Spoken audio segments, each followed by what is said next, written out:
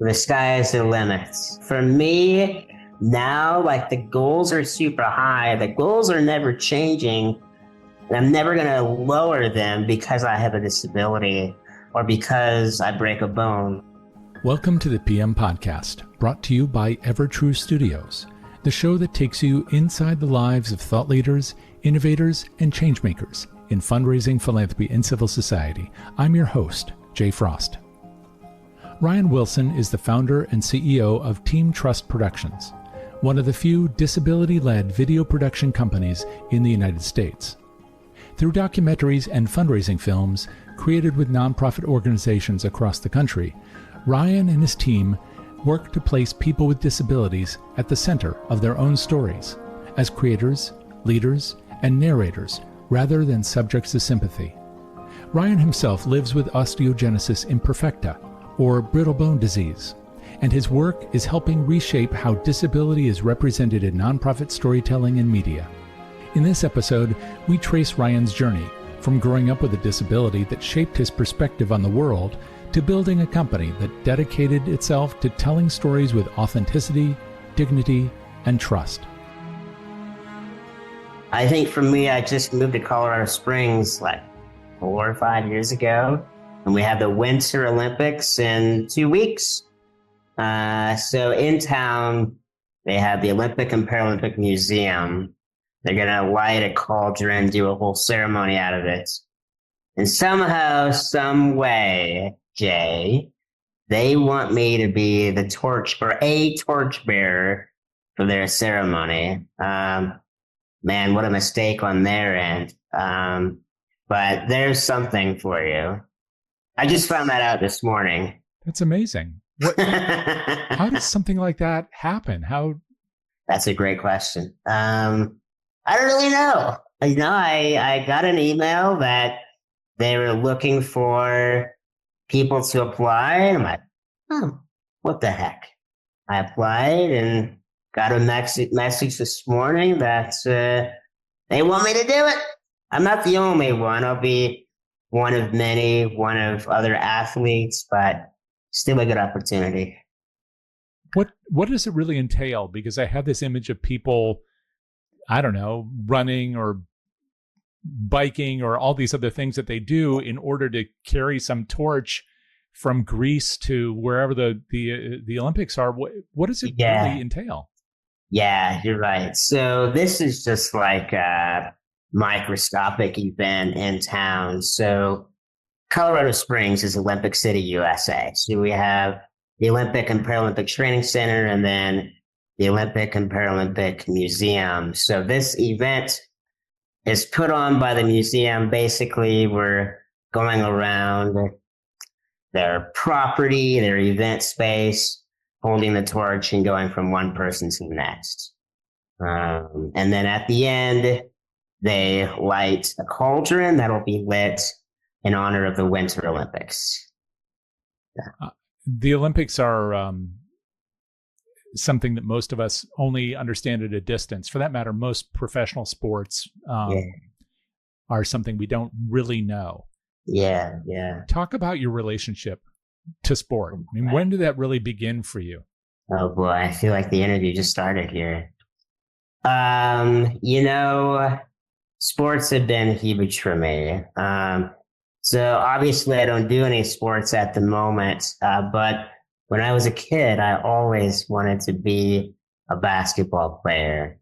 So Shaquille O'Neal, in my eyes, a legend, was my man growing up. So I have jerseys from every team he was on in the NBA, from the Lakers to the Celtics and every team in between. And I wanted to be the Shaq in the league, but as I grew up, I realized, well, I'm not going to be 7'1", so whoops. But also just the reality is I have brittle bones. So even if I made it to the NBA miraculously, and you put me up against a guy who's 300 pounds and I'm 60 pounds, I don't know how long I will survive. Literally, I won't make it. So I always had a connection with sports through Shaq. But anymore, I've kind of shifted that a little bit. I still look up to Shaq, but now I'm just really connected with like the Olympians and Paralympians on Team USA, and they've become good friends and done all sorts of special things for me that just provide fuel to do more and just be bigger and better and be a better person. You skirted right by being a kid and looking up to Shaq, which, by the way, I think we all look up to Shaq, or at least the vast majority of human beings do. You're right. Yeah. But literally, but you mentioned brittle bone, and it's brittle bone. Is it? I don't know much about this syndrome, disease. I don't know how it's characterized. Whatever you want to call it. But when did you discover this? How did you discover this? Oh, gosh. Well, so the technical term is called osteogenesis imperfecta, so brittle bones. And before I was born, my parents knew something was up. I looked a little different, but we didn't know what the deal was. And so once I was born into the world kicking and screaming, and also with 10 broken bones. So at that point, we kind of realized, maybe we should take a closer look at this. We don't know what's going on, but eventually, a couple months in, we met with some professional, and just by the amount of collagen in my bones, basically a strengthening material, I didn't really have it as compared to you, Jay, or the listener. And that was a pretty good indication that I had brittle bones. So, but 10 broken bones at birth. Yes, sir. I was hoping for 11, but we stuck with 10. I'm trying to imagine, as a baby, you don't know anything other than who you are, what you are, and you have very little understanding the world at all yet. Yeah. But for your parents, I wonder what this was like for your mother going through this experience. Have you talked about this with her? How was that for her? Yeah. Things just really got deep here, Jay. Man, you're asking the good questions. I like it. Bring it on. No, my parents were very worried that I wouldn't survive the whole process of being born. That was a big one, because not everybody who has my disability does. And also, my mom and my dad, they didn't really have much interaction with the disability community before I came into their existence. So there was a lot of learning to do of, okay, we already have a kid, my brother. He doesn't have a disability, but this new guy, Ryan, there's a lot going on here. He can't walk. He's always screaming. He's got 10 broken bones. What do we have to do to make this life enjoyable? Make it so he's not always breaking bones. So I think in the very early days of my being on planet Earth, it's probably very upsetting because they just didn't have all the answers. And not all of the doctors and nurses they met with were too helpful. Some of them just kind of brushed us off or did things like just not be helpful at all. Wow.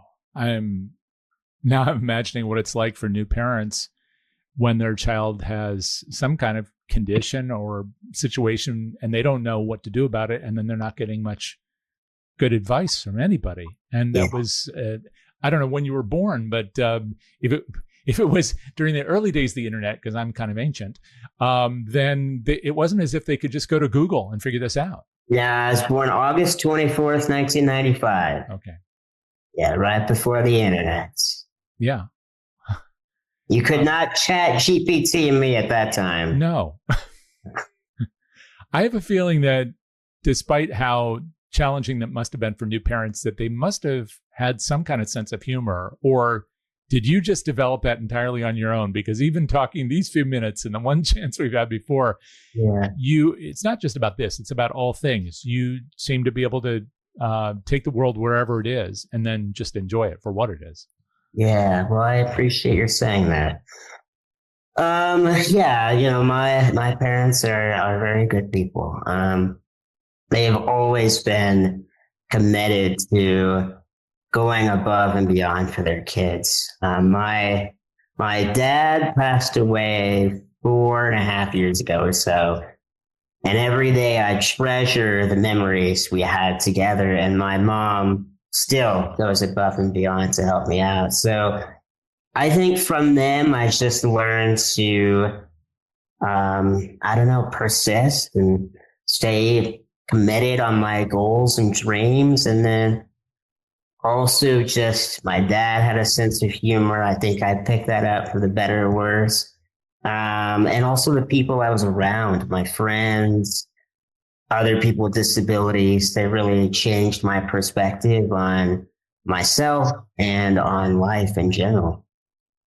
I know that that sports, again, were a big part of this. Your childhood, they are for a lot of kids. And you were probably imagining how you could be not just Shaq, which is almost nobody can be, but whatever kind of sports kid you wanted to be. So how did you navigate that? Because you still wanted to just live the life you wanted to live. Yeah. So after I realized I was not going to be Shaquille O'Neal, the next focus was I want to be a sports announcer, the play-by-play guy on TV, announcing Shaq making a free throw, which he never does, or doing a slam dunk. And so I actually did some of that in college at the University of Illinois, got to be on the Big Ten Network on TV, announcing games. And it was super fun and educational. But as I did it, I realized I think I'm missing something. I'm missing something meaningful. And for broadcasting, there's a lot of entertainment in there. We've got to be full of energy, keep the audience engaged, talk about all these plays in front of us. But for me at that time, I started connecting with the wheelchair racers at the University of Illinois. Had you seen that before? Had you seen wheelchair racing? Not really. I had seen bits and pieces of it, but I had not seen it in person.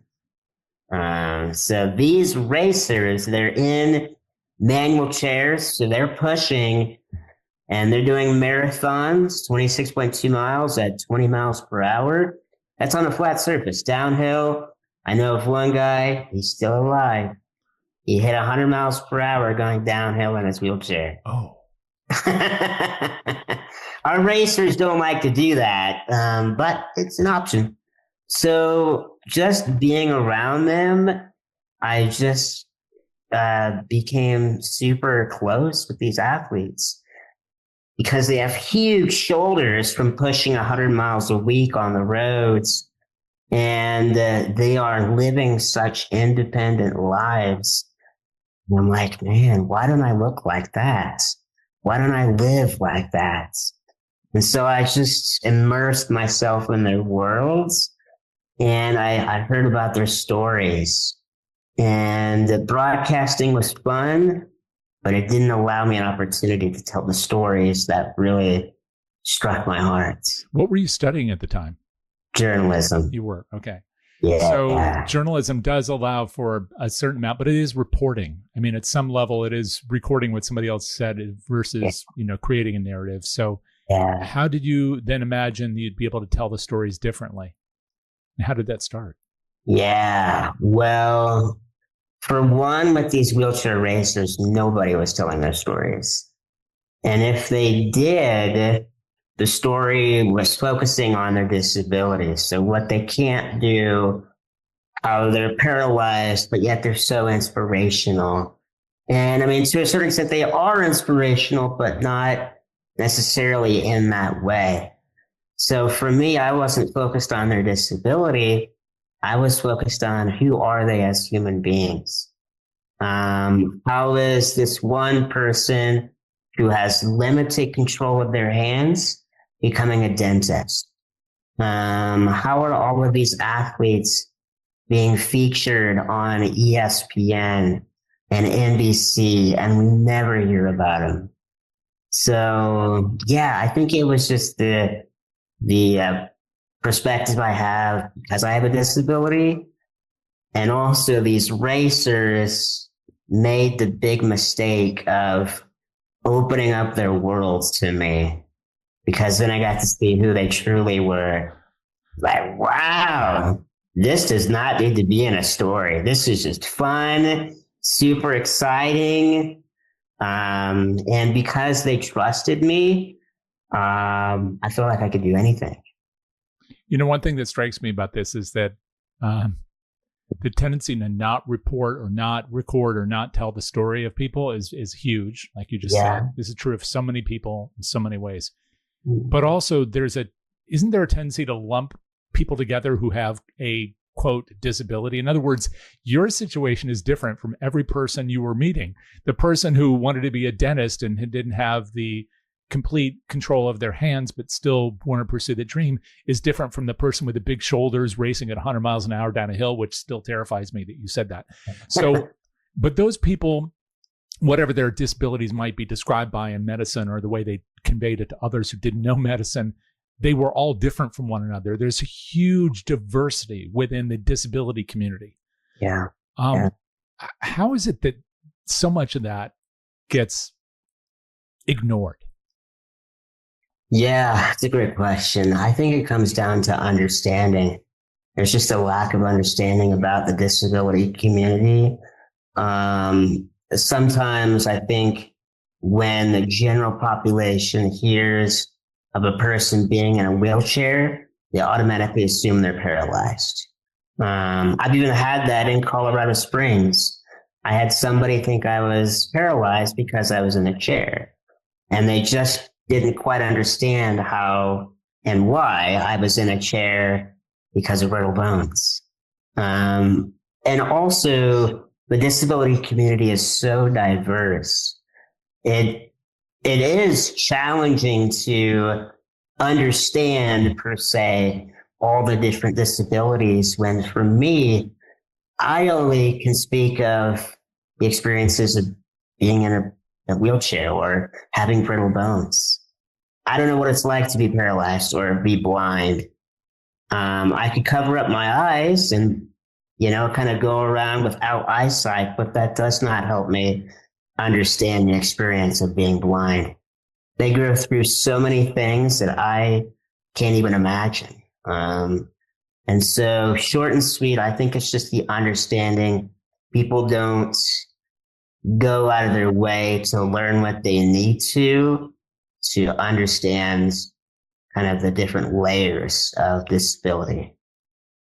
So then as you were working your way through college or through this experience of kind of uncovering this for yourself about how you could be a different kind of storyteller, where did you go with that? How did you find an avenue to be able to tell those stories? Yeah, well, so initially I was a reporter for the student newspaper at the University of Illinois, and they let me focus on adaptive sports because nobody else was doing it. So easy peasy for me. But once I was done with school, there was no more student newspaper work. So initially the focus was, let's do some independent filmmaking.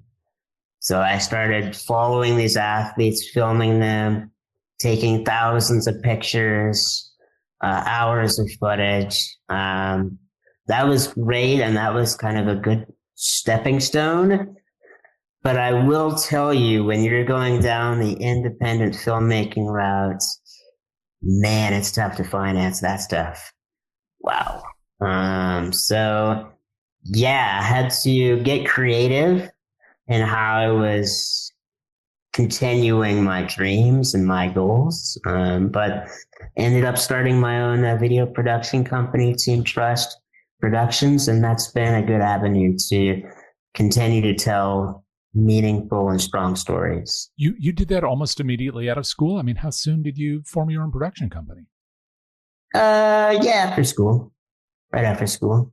And, financing a film, a short film, a long film, whatever, like you said, the financing is very challenging. In fact, it'd be great to hear more about that, because that's another thing that people don't know much about. But I also want to say that financing a company, whether it's bootstrapping and finding customers, or whether it's finding somebody to give you a loan, whatever it is, that's not easy either. So talk about the role of finding kindred spirits to support, whether it's making a movie or whether it's, a company that makes movies about others. What is that like? Yeah. Well, it's probably worth mentioning what we do with Team Trust is, I wouldn't say we're making too many movies per se, just because the route, if we did that, would be very, very different. So what we do is we're focused on marketing videos and films. So instead of grabbing this idea and running with it, I'm talking with organizations like the Special Olympics, Make-A-Wish, and we're looking at who is really benefiting from your organization. What kind of story do they have? And how can we tell it? And so that's been a lot easier for us to find the necessary capital to run with. So we're working with all these groups like Special Olympics and Make-A-Wish, and they're helping us kind of bring together all the finances we need to tell their stories. So I'm not really looking at too many investors right now. One day at a time, Jay. We'll get there. You can be an investor if you want. But there is a lot of rejection, a lot of persistence. Every day people are like, no, I don't want to pay for that. Don't call me again. Okay, I'll call you tomorrow. So it's just getting creative. Yeah. And that's an experience that your nonprofit clients understand themselves very well. Take us back to the first client. Who was that? How did you meet up with them? How did you help them to understand that you were going to be able to help them to tell a story in a way that's going to be meaningful for them, in terms of not just conveying what they do and why it's important, but also to raise revenue? Yeah. So I will bring you back to 2018, before I had a mustache. I looked about 10 years younger. So we did it at the time. I was doing some freelance writing for the International Paralympic Committee. They're based out of Bonn, Germany. And my focus for writing was para-alpine skiing. And as I interviewed athletes with disabilities who are world-class skiers, I started talking with more and more skiers who are visually impaired or blind. And I'm like, how do you go down a ski slope at 60 miles per hour without being able to see anything? And they have a guide. And this guide is 6 feet in front of them. They're not tethered together, but they're communicating via Bluetooth headset. The guide is telling them left, right, watch out for this icy patch, so on and so forth. And so I heard that story from a writing standpoint, and I told it in an article, but like, you got to be able to see that. No amount of writing from me will be able to accurately capture that story. So I proposed to the International Paralympic Committee, let's do a video. And at the time, I was still finishing up my schoolwork at the University of Illinois. So I still had that tie to them. And so the University of Illinois was able to offer some grant money for us to drive from Champaign, Illinois, in the middle of the state, to Winter Park, Colorado, up in the mountains. It's a very long drive. But once we had everything together, the video was all done and super fun, and it was for the National Sports Center for the Disabled. So it helped them raise more money, expand their awareness. But there are all sorts of unique stories from that point on to now of how we're finding new clients and the types of stories we're telling. There is a lot of competition out there for video, that's for sure, but we're a little different. Where else can you get me or my perspective, or where else can you get such passion and heart that Team Trust brings? So how many clients now have you worked with doing this kind of thing? Nonprofit clients, I should say. Yeah. Well, we're still pretty small. We're quickly growing, but probably around 20. Yeah. And that's in about a few years now. But we really have a lot of conversations going on right now. I'm curious what the reaction was like, especially to that first video that you described, not only from the client, but from the people who were recorded in it, because their experience, first of all, they are the athletes and it's their story. So that's really important, I'm sure, to them to have their story told in a way that they thought was meaningful and accurate, but Right. also they're not experiencing it in the same way that sighted audiences do. You're So right. what kind of reaction did you get first from the client, but then especially from the athletes? Yeah, well, I mean, all around the athletes loved it because, like we've talked about, nobody else was telling their stories. We interviewed, I think it was 6 or 8 athletes in 3 days, pretty action packed, and they really appreciated how we had the disability angle. I was coming from the disability community. I'm not just a regular journalist or reporter asking you to tell me all about your eyesight and how you can't see. I just want to find out how you ski down that mountain at 60 miles per hour. Like, tell me about the trust that's required. That was the story. That's why we're called Team Trust from that video. So it was, tell me about the trust. What does it feel like? How do you know it's there? And what does that trust enable you to do?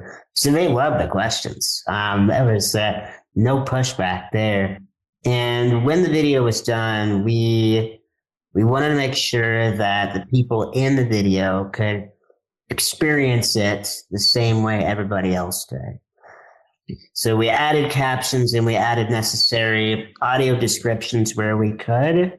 Thankfully, the footage was pretty straightforward. It was really just a footage of people skiing down the mountain in Winter Park. So any audio description was pretty easy to do. But all around, good feedback from the video. I'd love to do it again. I'd love to go up to Winter Park and repeat that if I could, but there are so many stories out there. Well, you've probably seen some consistency in which kinds of questions enable people to really, be themselves on camera or in audio. And you just mentioned that trust question. It's so important. It's at the heart of so many things that I know in the discussions I have with people. What kinds of other questions have you found help to get to the heart of who a person is and why they do what they do? Story-based questions, open-ended questions. You're kind of asking me these questions right now. But a lot of times it's, tell me a story of when this happened, or how did that make you feel?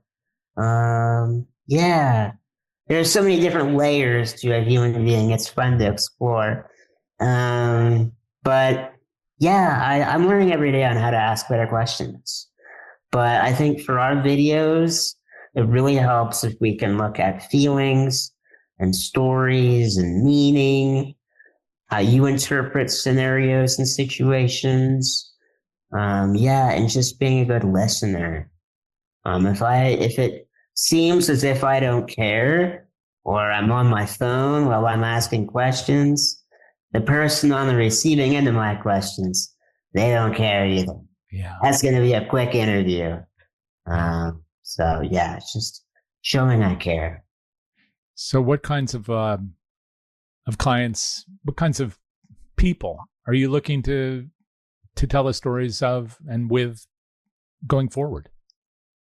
Yeah, I mean, like I said, we've worked with Special Olympics and Make-A-Wish and all these groups that are focused on health and wellness, and also providing sports and different programming like that.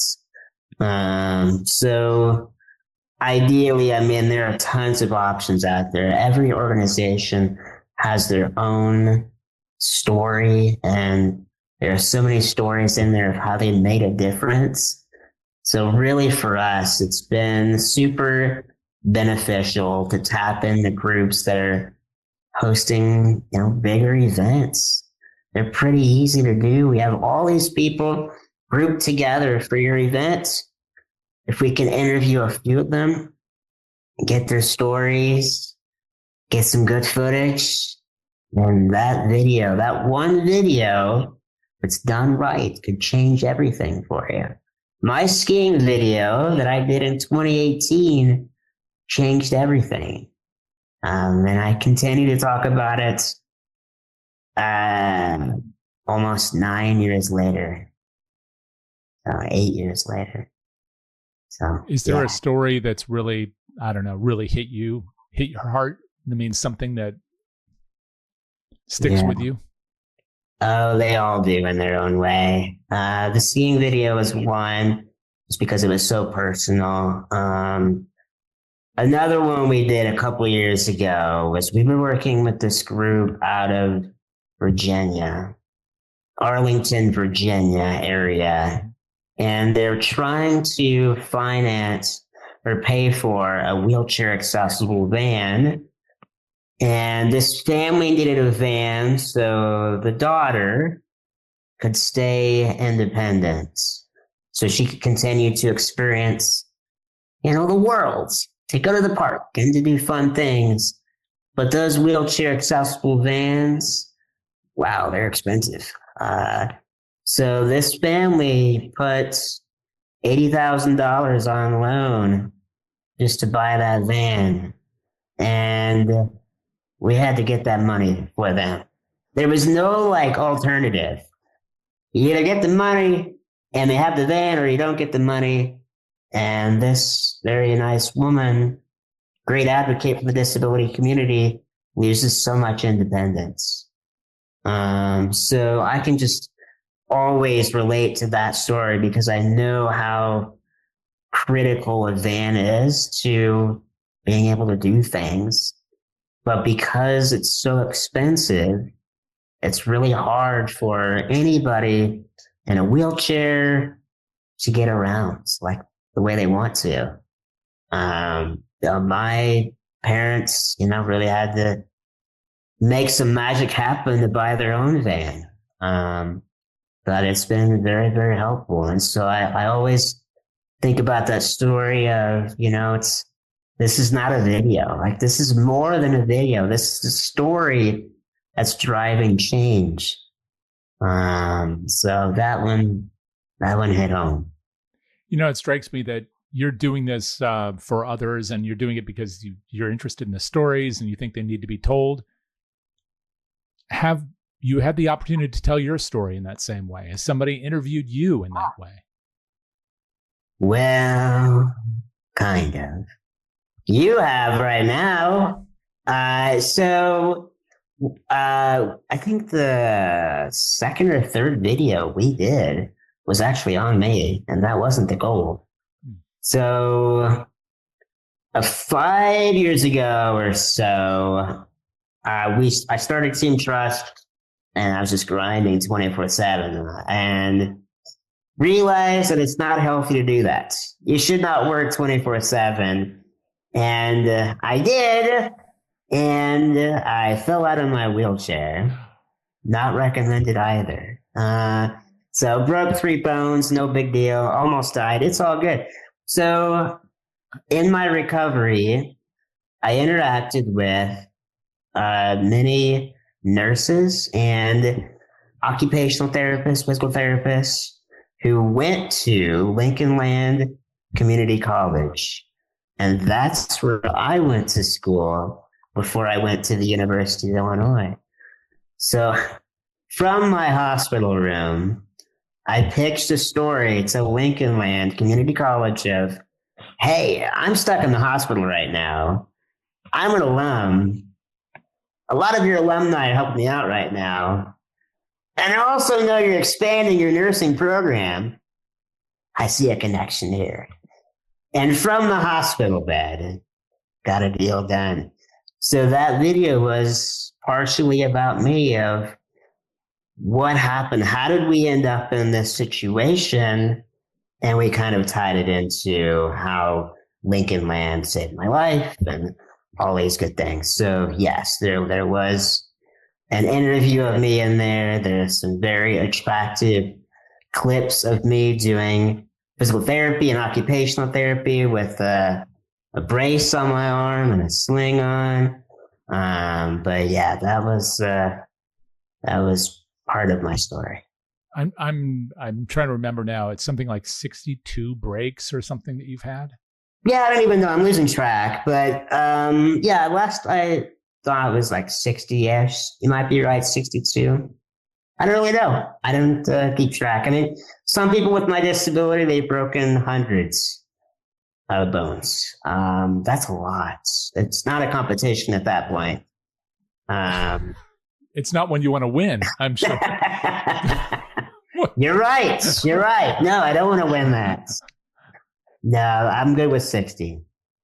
And to a degree, I'm sure that this has forced you to be adaptable in a way that people who don't have this probably don't. I mean, I don't mean just falling out of a chair kind of adaptability, but the way you probably approach a lot of things.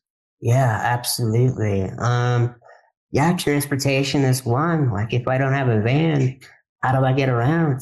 For example, I'll give you a recent example. I was in Scottsdale, Arizona just a couple weeks ago. Like I don't have a van there.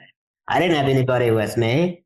So I got to find transportation, and there are not many wheelchair accessible rides in that town.